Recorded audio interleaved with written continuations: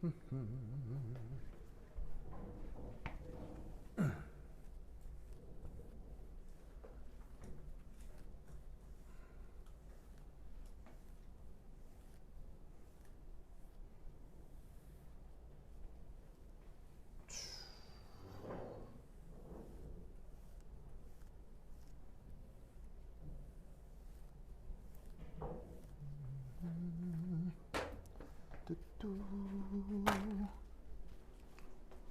뚜루루뚜 뚜루루뚜.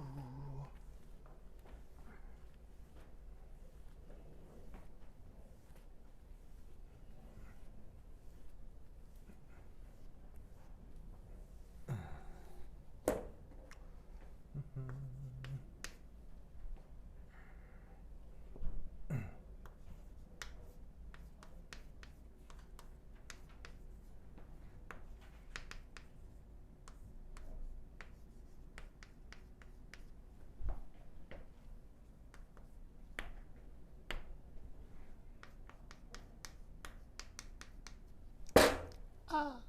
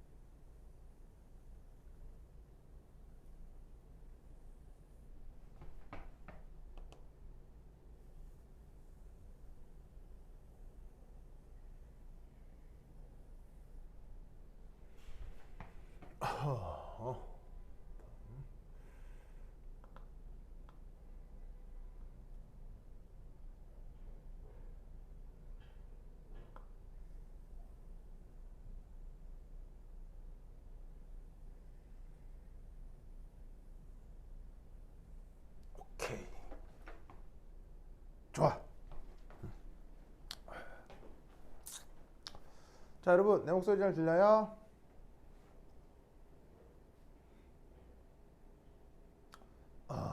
누구냐? 주형아, 주영아, 내 목소리 다 잘 들려요? 오케이, 됐다. 동서크. 그래. 동서거는 미국 잘 다녀왔나요? 그래. 동석이 미국 다녀왔잖아. 그죠?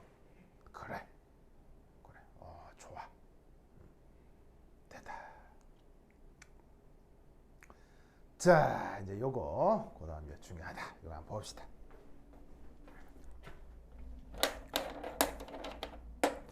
자, 우리가 앞서에서 뭘 했었냐면 그 슈레딩거 파동 방정식을 으쌰으쌰 풀었잖아요. 그래서 푼 다음에 그 결과가 이 파동 함수가 요렇게 나타나고 그 다음에 또 그때의 역학적 에너지가 어떤 꼴로 나타난다고 했어요. n제곱 h제곱 8ml제곱 이런 식으로 나타난다고 했었잖니. 그리고 이때 나타나는 이 n 이게 뭐라고 했어요? 이 n이 여기도 나타나지만 여기도 나타나죠. 이걸 우리가 양자수 혹은 경계 조건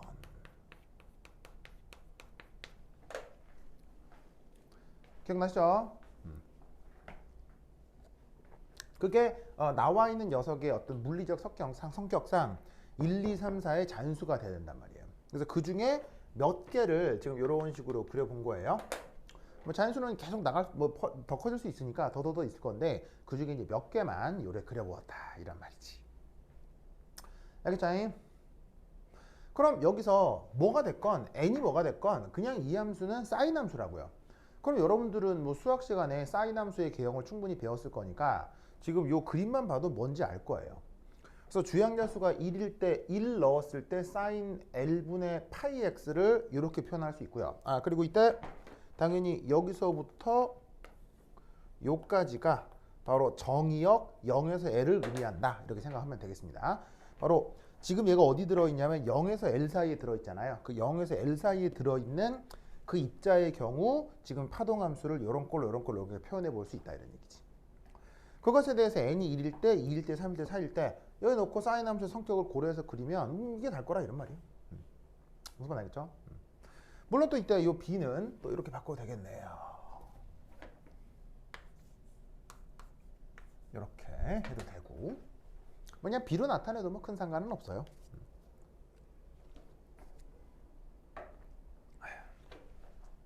아시겠죠?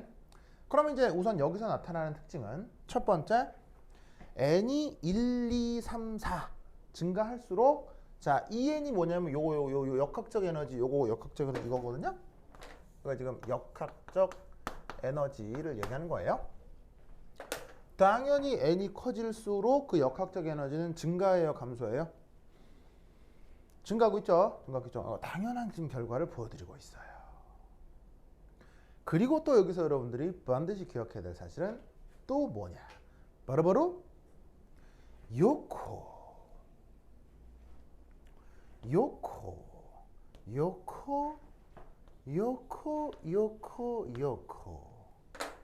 이 파란 점땡이로 표현한 저것들을 알아야 되는데 역형아?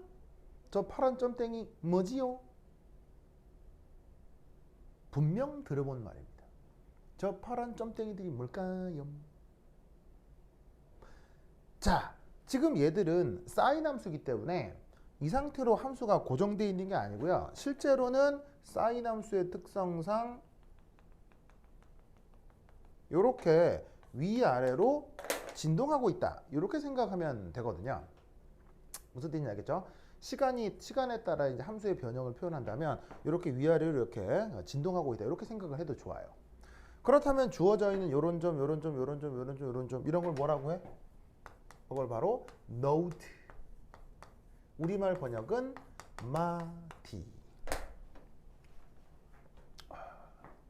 그래서 이 그래프에서 나타나는 중요한 특징 중에 하나가 바로 노드의 개수와 누가 상관관계가 있다? 바로 에너지 준위가 상관관계가 있다 이런 말이에요. 그래서 지금 이 네 개 중에서 가장 안정한 게 어딥니까? 바로 여기에 있는 요 놈. 이게 지금 이 파티클 이너 박스의 바닥 상태죠.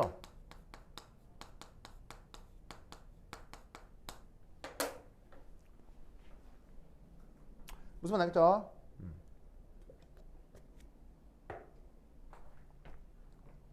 그래서 저 파티클 이너 박스의 바닥 상태가 나타나고 있기 때문에 그 바닥 상태에 대해서 상대적으로 조금 더 불안한 거가 계속 나타나는데 그게 누구와 관계가 있다? 이 개수하고 딱 관계가 있는 거예요. 여기 노드 몇 개 있어요? 하나. 여긴 둘, 셋. 그게 에너지적인 상승과 아주 직접적인 상관관계가 있는 것처럼 보이죠? 그걸 우선 여러분들이 꼭 기억을 해둬야 돼요. 바로 에너지 준위가 상승할수록 노드 개수가 많아진다. 그리고 이거는 직관적으로 혹은 현상적으로 실험적으로 필요 충분 조건이에요. 무조건이에요. 그래서 노드 개수가 많아지면 에너지 준위가 상승한다라고 무조건 생각해도 되고요. 에너지 준위가 커지면 노드가 많아진다라고 또 무조건 생각해도 돼요. 아시겠죠? 이 둘은 항상 필요 충분 조건이다. 자, 노드의 의미는 뭐예요? 이건 예전에 그 뭐냐면 화학 1, 2, 3 할 때 뭐 오비탈 어쩌고 저쩌고 할 때 충분히 배웠을 건데 바로 뭡니까? 진폭이 0인 조건을 그걸 노드라고 하죠. 얘가 지금 이 상태에서 정상파를 이룬다고 했을 때 여기 주어져 있는 이 점땡이를 중심으로는 진폭이 0이 되어 나타나지 않는다라고 생각할 수 있는 거예요.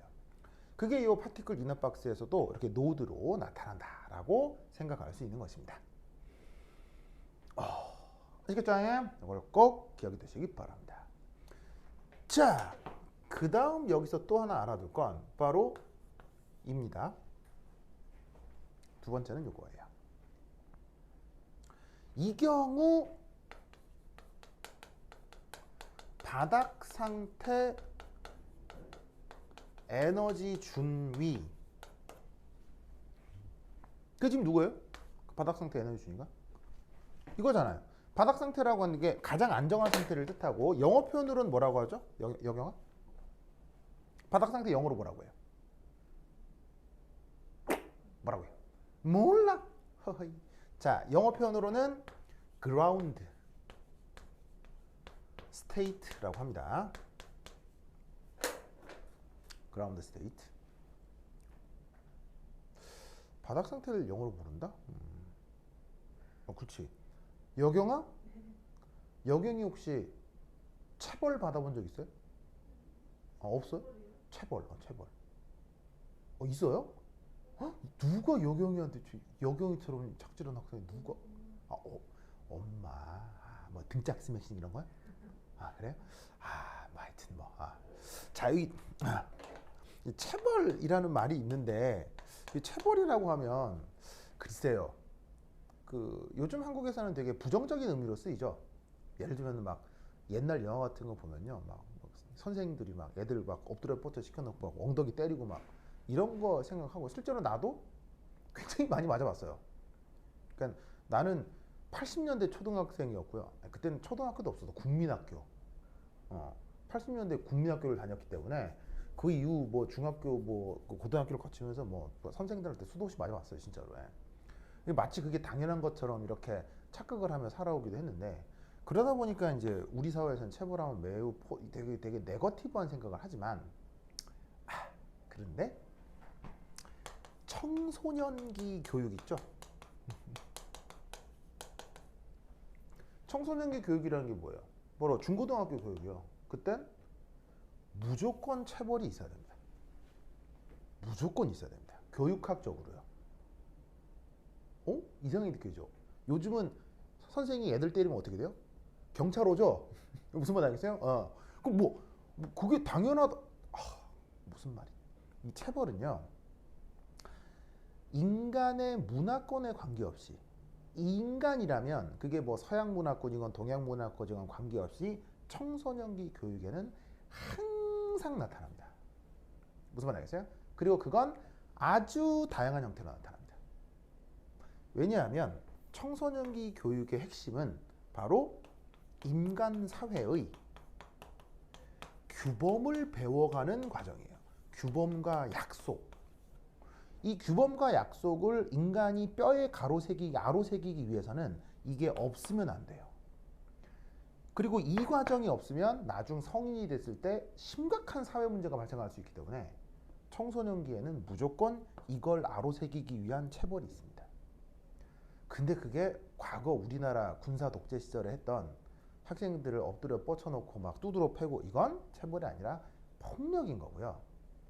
그런 식이 아닌 어떤 체벌은 인간의 청소년기 교육에 항상 나타납니다.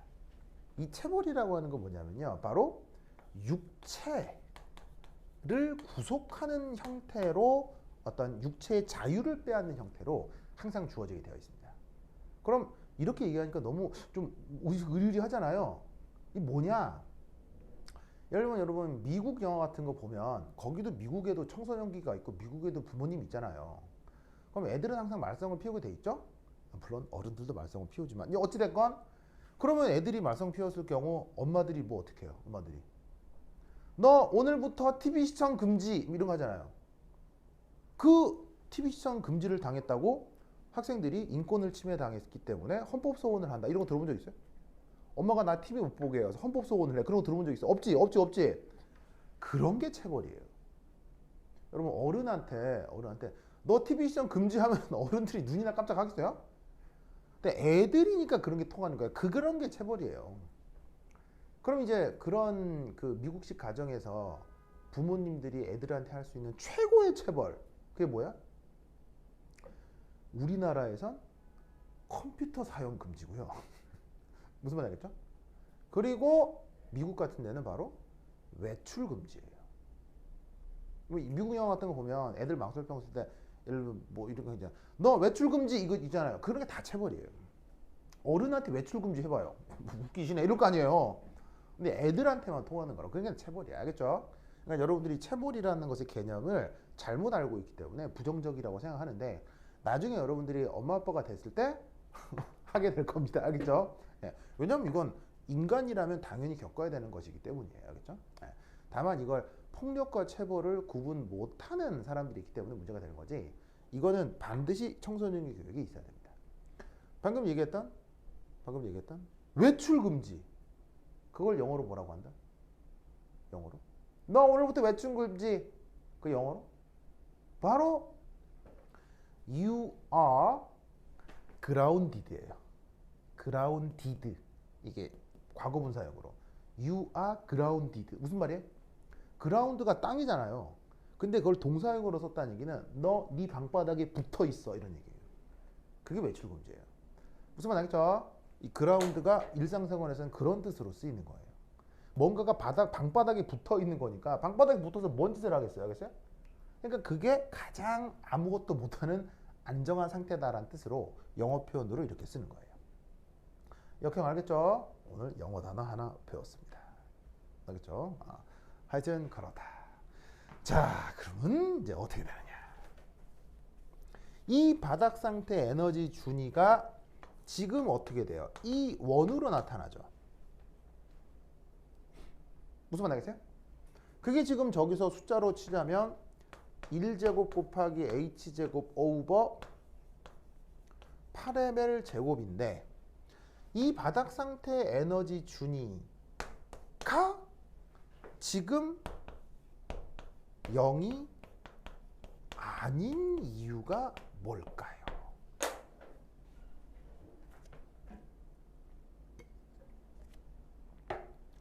여러분 바닥 상태라고 하면 말이에요. 이건 일종의 기준이라고 생각할 수 있겠죠. 그럼 보통 편의상이라도 기준을 보통 우리는 0으로 잡아요. 기준을 뭐 어떤 특별한 숫자로 잡아요. 편의상이라도. 기준을 우리가 0으로 잡는 게 보통이잖아요. 무슨 말 알겠죠? 그런데 왜 그걸 지금 여기서는 0이 아닌 어떤 숫자로 나타낼 수밖에 없냐고요. 그리고 지금 저 에너지 준위는 우리가 정하고 자시고 할 것 없이 슈레딩거의 파동 방정식이라는 양자역학이라는 거대한 가정 속에서 나온 거기 때문에 이걸 함부로 저걸 다시 0으로 바꾸자 이런 게 안 된다고요. 무슨 말 알겠어요? 그러니까 얘는 기준 에너지인데도 불구하고 왜 0으로 나오지 않냐는 거예요. 왜일까요? 왜일까요? 바로 이것 때문입니다. 자, 여기 지워 되겠어요? 지워 되겠어요?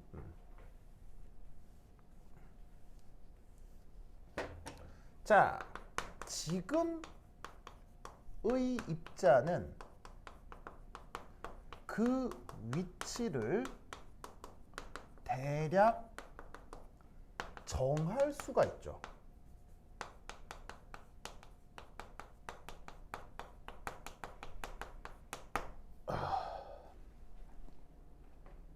무슨 말 알겠죠? 그 위치를 대략 정할 수가 있습니다. 바로 뭐 0에서 L까지로. 왜냐하면 요 사이에 들어있기 때문에 요거 멀어지고 요거 멀어지고 여기선 존재할 수 없으니까 여기서 여기까지는 분명히 있을 수밖에 없다 이런 말이죠. 무슨 말 알겠죠? 그러면 이것으로부터 바로 위치 측정의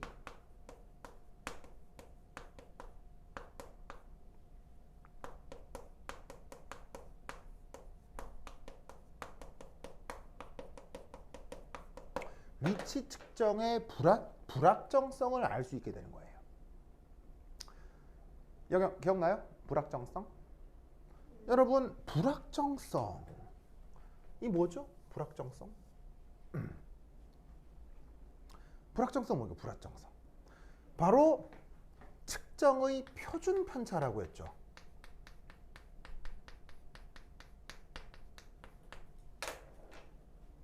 표준 편차. 기억나십니까?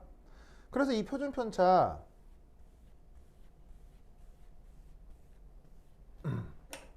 자, 어떻게 표현할 수 있냐면 이렇게 표현할 수 있죠. 바로 표준 편차는 어떤 변수에 제곱을 한 걸 평균한 다음에 그 녀석의 평균을 제곱한 걸 빼주고 그걸 다시 루로 씌우는 거. 이게 아주 순수 통계적인 표준 편차잖아요. 이걸 위치 측정에 대해서도 해보자 이런 말이죠. 무슨 말 알겠죠? 그러면 그걸 어떻게 할 수 있느냐? 이렇게 할 수 있다는 얘기예요. 이 경우 저 위치 측정의 평균값은 어떻게 구하면 될까요? 바로 요렇게 0에서 L까지 x 자 원래는 이겁니다. 인티그럴 0에서 아니 0에서가 아니고 마이너스 무한대에서 무한대까지 x 한 다음에 그 파동 함수의 크기의 제곱에 d 타우. 이게 바로 저 위치 측정의 불확정성입니다. 말이 안 나와 이거. 무슨 말 알겠죠? 알겠죠? 뭔 소리? 위치 측정의 불확정성이 아니고 이게 평균 위치라고요. 평균 거리라고.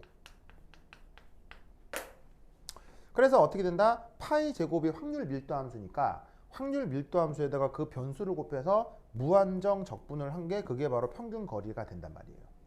근데 지금은 마이너스 무한대에서 무한대까지 적분할 필요가 없으니까 0에서 L까지만 적분하면 되겠죠?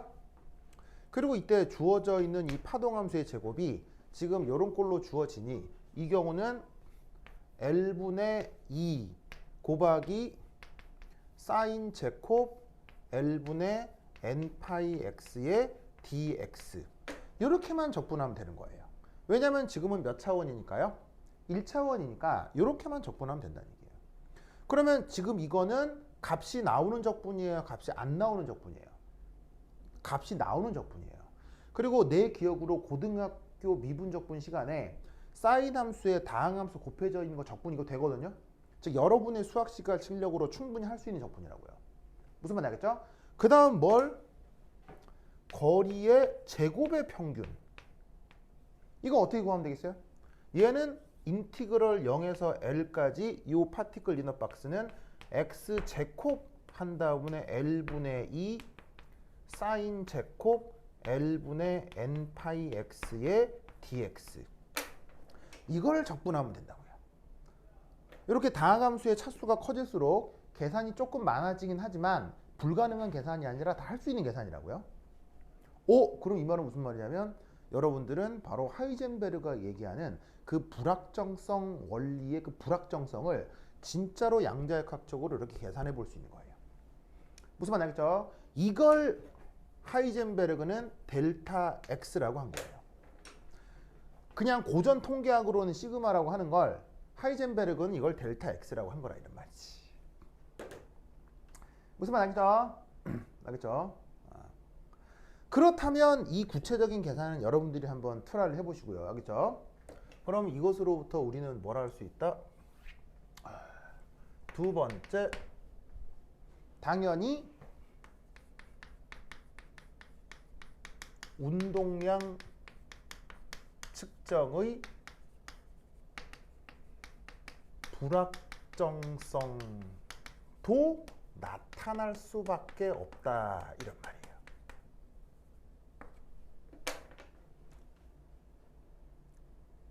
무슨 말 알겠죠? 왜? 뭐가 성립해야 되니까 델타 x, 델타 p는 2분의 h 바. 방금은 이 델타 x를 구해보았는데 이 델타 p도 충분히 구할 수 있죠. 뭐 당장은 안 해보겠지만 델타 p는 어떻게 구해요? 그 입자에 운동량을 구하는 운동량 오퍼레이터 있죠. 그 운동량 오퍼레이터를 여기 넣어주면 뭐 운동량 오퍼레이터는 뭐 필요하면 문제에서 제시가 될 거예요. 그걸 넣어주면 그걸로 평균 운동량을 구할 수 있고 오퍼레이터를 2번 넣어주면 운동량 제곱의 평균도 구할 수가 있다고요. 마찬가지로 구할 수가 있는 거예요. 그러니까 이 시스템에서는 어떻게 되냐면 위치 측정도 운동량 측정도 불확정성이 나타난다는 얘기죠. 이게 바로 하이젠베르그의 불확정성의 원리예요. 그 말은 무슨 말이냐면 불확정성이라고 하는 것, 바로 표준 편차라고 하는 건 이게 실험적인 뭐가 되는 거예요? 측정 오차가 되는 거라 이런 말이에요. 자, 무슨 말이냐면 어떤 실험을 했는데 데이터가 3 나왔어. 두 번째 했는데 3 나왔어. 네 번째 했는데 3 나왔어. 100번 했는데 계속 3 나왔어. 계속 3, 3, 3, 3, 3, 3이야. 그럼 평균은 뭐야? 3. 표준 편차 얼마야? 0. 무슨 말 알겠죠? 완벽한 측정을 하는 게 표준 편차 0인 거예요. 전혀 오차가 없는 것. 그런데 표준 편차가 생긴다는 게 바로 측정에 오차가 발생한다는 얘기죠. 즉 위치 측정에서도 운동량 측정에서도 뭐가 나타난다? 표준 편차가 오차가 나타난다 이런 말이에요. 무슨 말 알겠어요? 그래서 어떻게 된다? 표준 편차가 나타나기 때문에 운동량 측정 시 혹은 에너지 측정 시에 오차가 나타난다라고 생각할 수밖에 없다 이런 말이죠.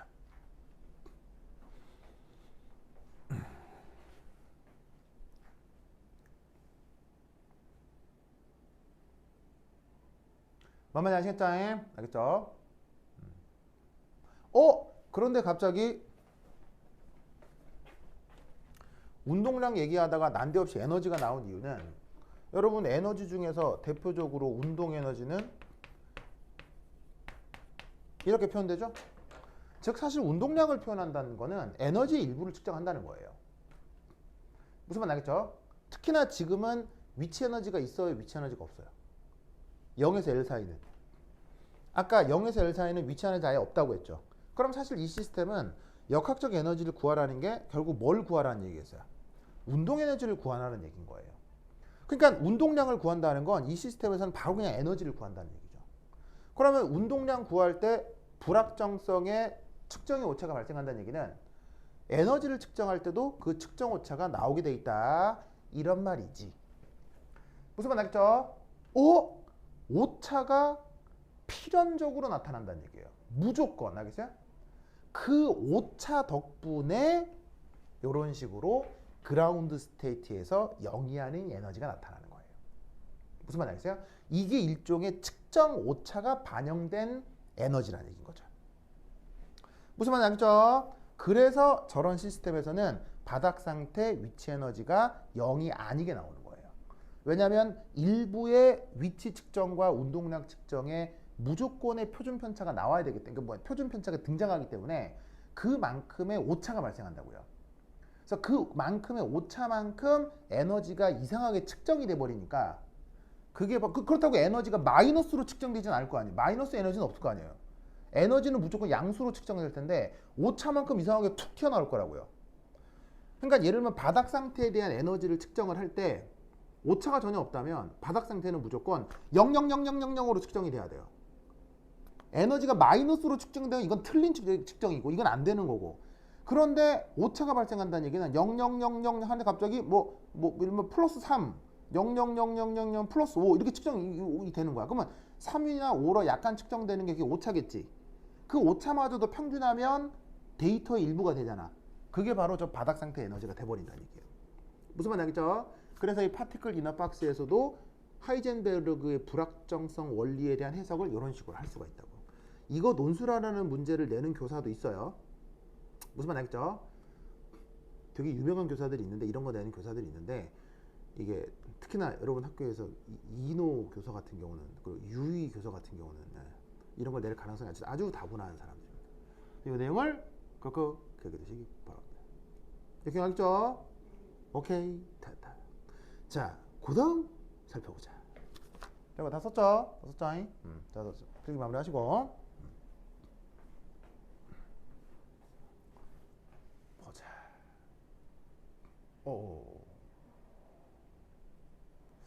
보자.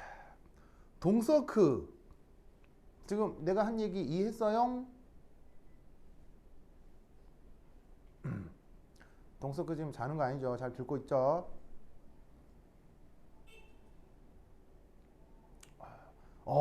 좋아. 아니 동서크 아직 미국에 다니고 있군요. 그래 동서크 힘내주세요. 그래.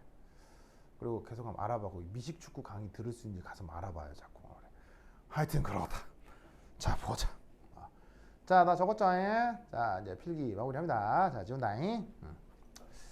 자 보자. 여기 지운다잉. 여기 지운다. 8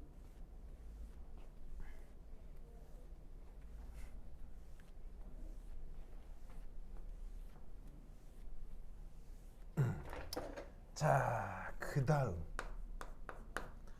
어찌 보면 파티클 이너 박스는 유도하는 것보다 지금 내가 이런 해석을 해주는 이런 부분 있죠.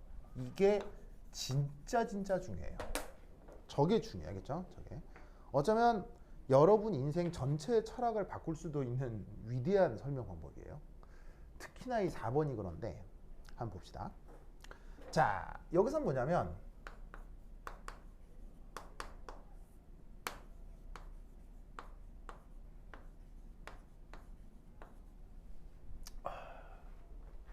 요거의 의미를 좀 생각해 보도록 하겠습니다.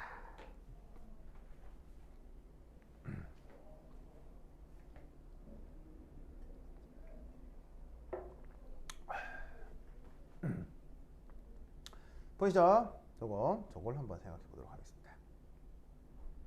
자, 우리는 요 수식에서 우선 항들의 의미를 살펴볼까요? 8은 숫자니까 됐고 m은 질량이고 l은 뭐예요? l은 여기서부터 여기까지 폭이고요. 그죠?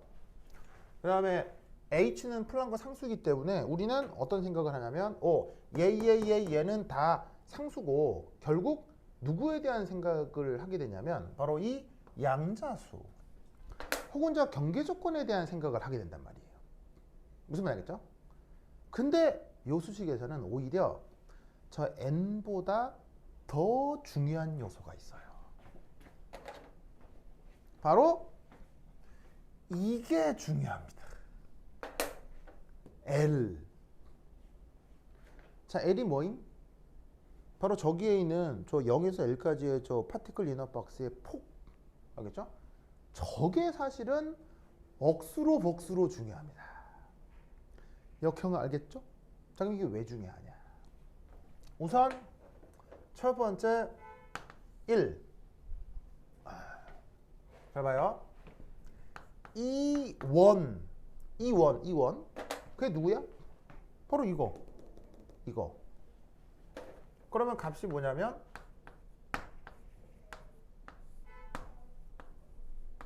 이거잖아. 보이시죠? 이것을 0으로 만드는 조건이 있을 수 있어요. 그게 뭘까요? 얘를 0으로 만드는 조건이 뭘까요? 여경아, 이게 0이 되는 조건이 있어요. 그게 뭘까요? 바로 이렇게 되는 걸 뜻해요. 무슨 말 알겠어요? 저 입자가 들어있는 상자의 크기를 무한정 키우는 거예요. 그럼 여기서 어떤 해석을 할 수 있냐면 바로 위치 측정의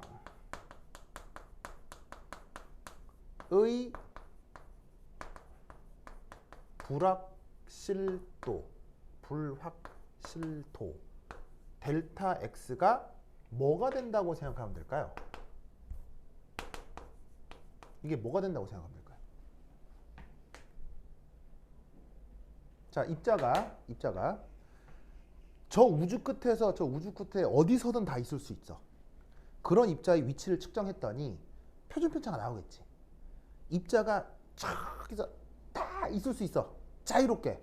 그러면 그 입자의 위치를 측정한 표준 편차 역시 뭐가 나오겠어? 어? 뭐가 나와? 입자를 측정했더니 한 번은 마이너스 무한대 있고 한 번은 플러스 무한대 있어. 그럼 그 데이터를 표준 편차 취하면 뭐 나오겠어? 무한대 나온다 이런 말이에요.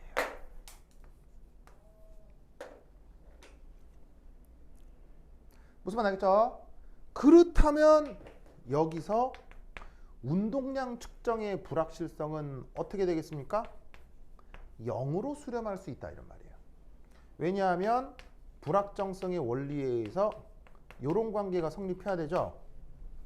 그런데 이렇게 L이 무한히 커지면 위치 측정이 0이 표준 편차가 0이 되니까 얘가 무한대가 되니까 얘는 0으로 수렴해도 상관없다는 얘기예요. 그럼 이 말은 무슨 말이냐면 정확한 뭐가 가능하다? 에너지 측정이 가능하다는 얘기예요. 그래서 바닥 상태 에너지가 0이 된다는 거예요. 바닥 상태 에너지가 0이 된다는 얘기는 가장 안정한 에너지인 0을 측정할 수 있다는 얘기예요. 뭐일 때? 얘가 무한정 넓은 그릇 안에 들어있을 때. 무슨 말 알겠죠? 알겠죠? 그래서 요걸 꼭 기억해 두시기 바랍니다. 오케이, 됐다. 알겠죠? 요런 해석을 할 수 있어야 돼요. 그러니까 이 파티클 이너 박스로 끝나는 게 아니라 그걸 앞서서 배웠던 불확정성의 원리랑 연결한 설명을 할 수 있어야 됩니다. 알겠죠? 그 다음 두 번째.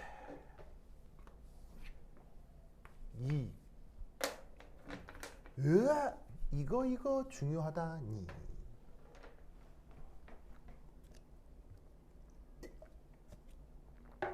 3, 4가 중요한데 4번에 이게 또 엄청 중요해요. 자, 뭘 계산해 볼 것이냐? 델타 E요. 그럼 얘는 정의상 뭐? EN 플러스 1 빼기 EN. 저거를 계산해 보겠다 이런 말이지.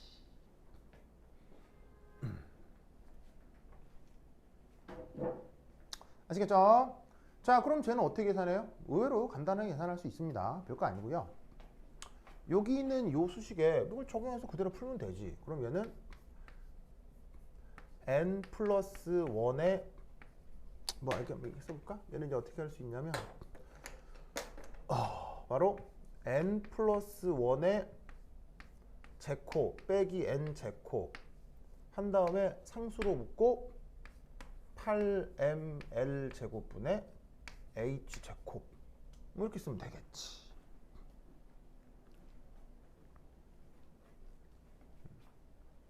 아시겠죠?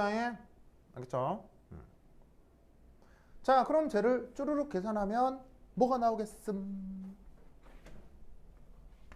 바로 2n 플러스 1 h 제곱에 8ml 제곱. 자, 여경아, 이거 보시다시피 뭐 계산 자체는 뭐 심각하게 어려워요. 뭐 완전 당연한 거예요. 완전 당연한 거잖아요. 근데 이런 걸 왜 하느냐? 우선 첫 번째는 아주 간단한 거, 별것도 아닌 거. 첫 번째는 이렇게 된다는 얘기야. 이 델타 E가 줄어들어요. 언제? n이 커질수록.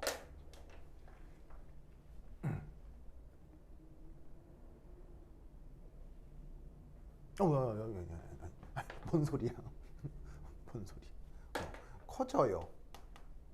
자, 다시 한번. 자, 첫 번째는 얘가 커져요. 뭐 할수록? n이 커질수록.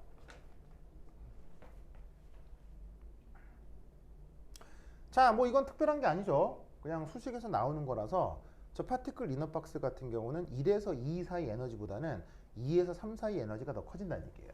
즉, 이 갭보다는 이게 더 갭이 커지고 더 커지고 더 커지고 계속 커진다 이런 말이지. 아시겠죠? 뭐 특별히 뭐 어려운 건 아닙니다. 이건 당연한 건데 중요한 건 바로 이겁니다.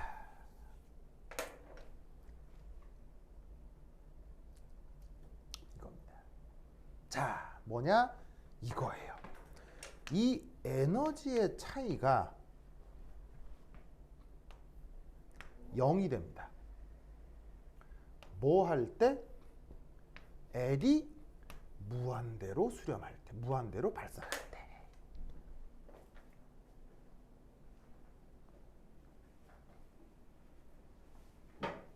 저 사실을 인식하는 게 중요합니다. 진짜 중요하다.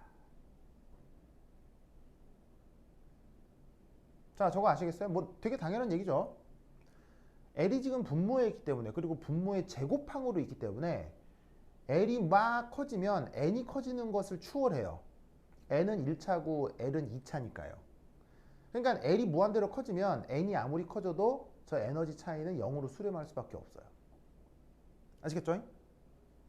그러면 숫자가 저러한 것에 대한 해석을 해야 되는데 이것의 의미가 뭘까요? 여경, 이것의 의미가 뭘까요?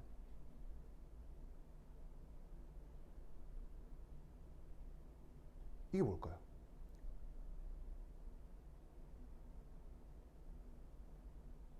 그리고 이것의 의미가 뭘까요? 의미를 찾아야 돼요. 자, 뭔 말이냐면 그 영화 중에 그 올드보이라는 영화가 있어요. 저기 중에 여기 올드보이라는 영화 봤어요? 어? 아, 뭔지 알아요? 네, 올드보이.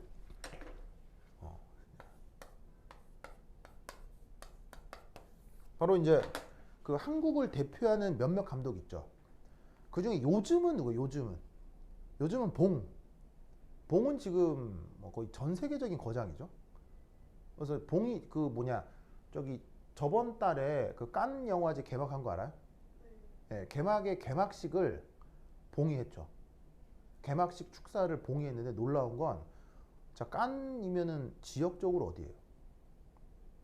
프랑스, 알겠죠? 프랑스니까 무슨 말을 써야 되겠어? 불어 아니면 적어도 영어, 알겠어요? 근데 봉 감독이 칸느 영화의 개막식 선언을 한국어로 했어요. 국뽕이 차오르지 않습니까? 아, 여기 아니에요? 아, 무슨 말인지 알겠어요? BTS가 지금 몇 주 1등 하고 있죠? 7주째거든요. 물론 영어 노래지만 영어 노래 아니고 한국어로 해도 지금 그 뭐냐면 저기 빌보드에서 막 상위권 오른 건 알죠? 차오르지 않습니까? 그게 무슨 말인지 알겠어요? 뭐 그런 일환이라고 봐도 좋겠어요. 그 봉 감독 이전에 한국을 대표했던 감독이 누구예요? 바로 칸느 바로 박찬욱 감독의 어떤 존재가 있죠. 그래서 박찬욱 감독이 바로 이 올드보이로 칸느 영화제 감독상을 받거든요. 그래서 박찬욱 감독이 별명이 그래서 칸느 박이에요. 알겠죠? 이 올드보이가 바로 인간이 죽기 전에 봐야 될 100편의 영화에 1000편의 영화라고 하는 그 어떤 게 있거든요. 그래서 그 전 세계 아주 유명한 영화 사이트 중에 www. movie.com이라는 사이트가 있어요. 도메인 죽이죠, 이름이. movie.com. 이 도메인 자체가 이러하다는 얘기는 여기에 들어가 있는 회원들이 엄청나다는 얘기입니다.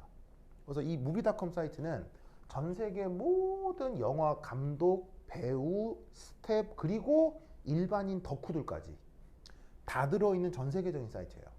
여기는 아주 전문가부터 아주 아마추어들까지, 일반인들까지 다 들어있는 사이트, 가입해 있는 사이트예요. 여기서 매년 투표를 통해 인간이 죽기 전에 봐야 할 1000편의 영화를 매년 선정하거든요. 거기에 유일하게 한국 영화로 들어있었던 작품이 올드보이예요. 지금은 아마 기생충 등등 몇 개가 더 추가돼 있을 건데 그 전에 기생충 업적 전에 우리나라 영화로 유일하게 들어있었던 거예요. 그래서 기회가 되면 여러분들은 반드시 보셔야 돼요. 알겠죠? 성인이 되는 과정에서 이 영화는 반드시 보셔야 돼요. 알겠죠? 이 영화에 어떤 장면이 나오냐면 그 주인공이 어딘가에 갇혀요. 죄를 사법적인 죄를 지어서 감옥에 갇히는 게 아니고요. 어느 날 납치를 당해가지고 아주 민간 업자들에 대해서 요만한 방에 20년 동안 갇혀요. 그래서 나가지도 못하고요. 여기서 삼시세끼를 해결해야 되고 여기서 TV로 세상을 접하는 거예요. 20년 동안. 그리고 20년이 끝난 이후에 여기서 나와서 뭔가 사건들이 벌어지는 거예요. 그럼 기가 막힌 어떤 소재로 영화를 만든 건데 영화를 다 보고 나면요. 가슴이 미어져요. 단순히 슬픈 감정이 아니고요. 와, 인간에게 저런 삶의 모습도 있을 수 있겠구나 라는 그걸 놀라웠게 경험하게 되면서 정말 미치는 어떤 감정적 소용돌이를 경험하게 돼요. 근데 그거와 별개로 이 올드보이는 또 뭐로 유명하냐? 액션이 주입니다. 그래서 이 유튜브에 짤이 있거든요. 올드보이 격투씬 하면은 유튜브에 검색이 돼요. 이것만 해도 쩔어요, 쩔어. 무지막지. 하여튼 기회가 되면 보셔야 되겠죠.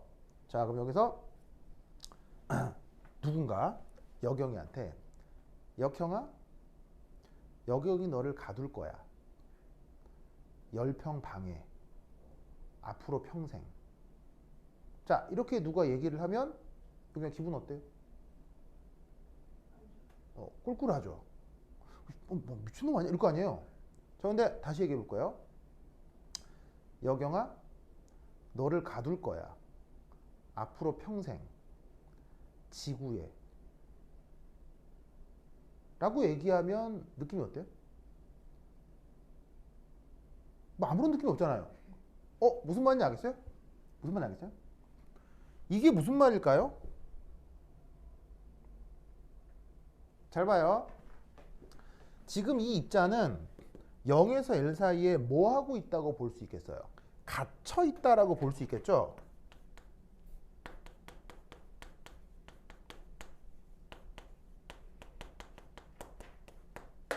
무슨 말 알겠죠? 왜냐하면 이후는 에너지가 무한대이기 때문에 넘어설 수가 없어서 이 상자 안에 얘가 갇혀 있다라고 볼 수 있는 거예요. 그죠? 그런데 여기에 있는 저 0에서 L까지가 무한대로 멀어진다. 그럼 이 말은 무슨 말일까요? 갇혀 있는 게 아니고 그 안에서 무한히 먼 공간에 있다. 이게 무슨 말일까요? 얘는 자유입자라는 얘기예요. 그걸 얘기하는 게 바로 이 표현이에요. 즉 아까 정확한 에너지 측정이 가능한 건 바로 누구? 자유입자에 대해서만 정확한 에너지 측정이 가능하다는 얘기예요. 무슨 말 알겠죠? 그렇죠? 그러면 이 L이 무한대냐 무한대가 아니냐의 의미를 알았죠? 그럼 이때 이 의미는 뭘까요? 요건 뭘까요?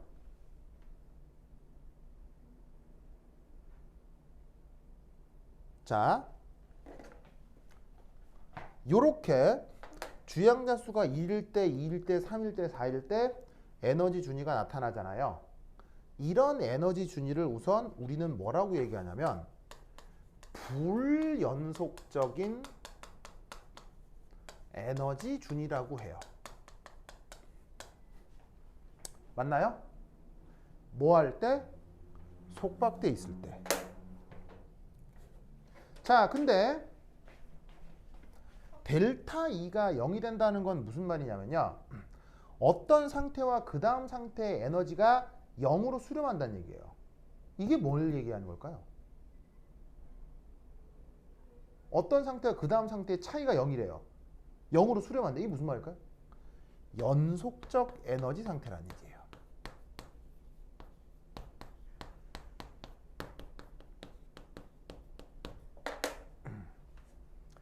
파티클 이너 박스가 얘기하는 게 바로 이겁니다. 그럼 우리는 양자역학과 고전역학을 어떻게 나눠요? 뭐 여러 가지로 구분할 수 있지만 연속적으로 모든 에너지가 다 가능한 게 이게 양자역학이에요, 고전역학이에요? 이게 고전역학이죠. 그리고 어떻게 된다? 불연속적인 에너지만 준위만 가능한 게 이게 뭐예요? 양자역학이죠. 그래서 우리는 양자역학, 고전역학으로 나누는 그것을 단순히 에너지 전이가 연속적이냐 불연속 이렇게 나누지만 사실 불연속적인 에너지 준위는 어디서 나타난다고요? 속박되어 있는 입자에 나타난다는 얘기예요. 그리고 연속적 에너지 상태는 어디서 나타난다? 자유로운 입자에서 나타나는 거예요. 무슨 말 나겠죠? 그러니까 우리는 그냥 단순히 전자처럼 조그만 입자가 양자역학적으로 설명되고 뭐 야구공처럼 큰 입자가 고전역학적으로 설명된다 이렇게 얘기를 하지만 실제로는 그게 아닌 거예요. 전자가 됐건 야구공이 됐건 이건 뭐예요? 전자처럼 조그만 입자라 하더라도 자유롭게 움직이면 걔는 고전역학적 입자인 거예요. 야구공처럼 등치가 커도 어딘가에 속박되어 있으면 걔는 양자역학적 성격을 갖는 거예요. 무슨 말 알겠어요? 그러면 여기서 퀴즈 여경인 양자역학적 상태예요? 고전역학적 상태예요? 어? 아, 여경이는 고전역학적 상태예요? 이 말은 여경이는 원하면 어떠한 에너지 상태도 다 가질 수 있다는 얘기인 거죠? 여경이가 고전역학적 상태라면 그런가요? 자, 만약 여경이가 진짜 엄밀한 의미의 고전역학적 입자라면 이게 가능해야 돼요. 오늘 갑자기 수업을 듣는데 수업이 의미가 없어. 갑자기 벌떡 일어나서 선생님 저 집에 갈래요. 여경 어디? 저 오늘부로 연예인이 돼야 되겠어요. 선생님 안녕? 갑자기 나가. 여경이 여경 갑자기 여경이 이제 집에 가더니 갑자기 학원에 있어야 되는데 집에 온 거 아니야? 엄마가 깜짝 여경아 너 지금 이 시간에 왜? 엄마 나 앞으로 연예인이 돼야 되겠어. 내일부터 SM 연습생을 시켜줘. 그럼 갑자기 엄마가 그래 그게 너의 뜻이라면 그렇게 앞으로 해보자꾸나. 그래서 그 다음날 SM에 가서 그때부터 연습생 생활을 시작하는 거야. 여기가 이거 돼 안 돼? 안 되지? 돼 안 돼? 안 되지? 다시 물을게요. 여경이는 고전역학적 입자예요? 양자역학적 입자예요? 네, 무슨 말인지 알겠죠? 인간은 어디에 속박되어 있어요? 인간은 다시 한번 물을게요. 인간은 자유입자예요? 인간은 속박된 입자예요? 인간은 철저하게 속박된 입자예요. 어디에 속박되어 있어요? 바로 인간관계와 인간의 문화에 속박되어 있는 거예요. 그러니까 내 맘대로 저 새끼 마음에 안 들어. 에이 죽여야지. 돼 안 돼? 안 돼 그거. 이게 돼야 이게 자유로운 입자라고 알겠어요? 근데 그게 돼 안 돼? 안 되지. 왜? 인간은 인간의 문화와 어떤 인간 관계에 엮여 있기 때문에 그런 거 함부로 하면 안 된다고요. 무슨 뜻인지 아시겠죠? 그걸 보여주는 철학인 거예요, 이게. 알겠죠? 그러면 생각해 봅시다. 인간으로 태어난 이상 자유로운 인간이 있겠어요, 없겠어요? 인간은 절대 자유롭지 않습니다. 무슨 말 알겠어요? 그러니 가장 말도 안 되는 거짓말이 뭐냐면 자유민주주의라고 하는 것처럼 잘못된 말이 없습니다. 자유민주주의는 존재하지 않습니다. 민주주의는 존재하지만 자유민주주의는 없어요. 왜냐하면 민주주의라고 하는 것도 어떤 틀이죠.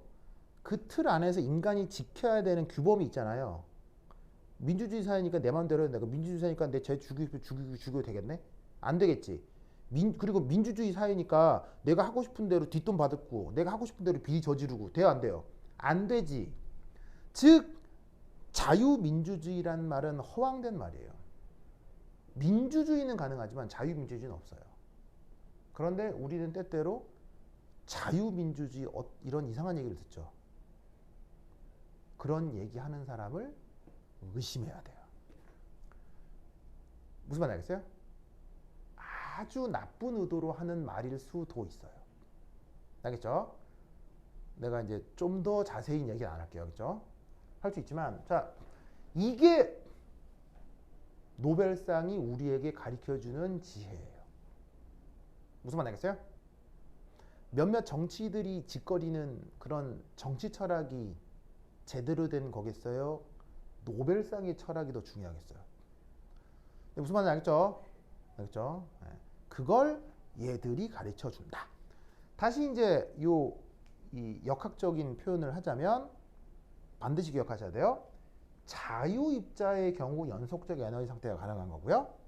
속박되어 있는 입자만이 불연속적인 에너지 상태가 나타나는 거예요. 아시겠죠? 이런 식의 해석을 논술하라는 문제가 나온 적이 있습니다. 알겠죠? 그래서 이 사실을 반드시 기억을 하셔야 된다. 오케이, 됐다. 그럼 또 한 10분 쉬었다가 해보도록 하겠습니다. 화장실 갔다 오세요.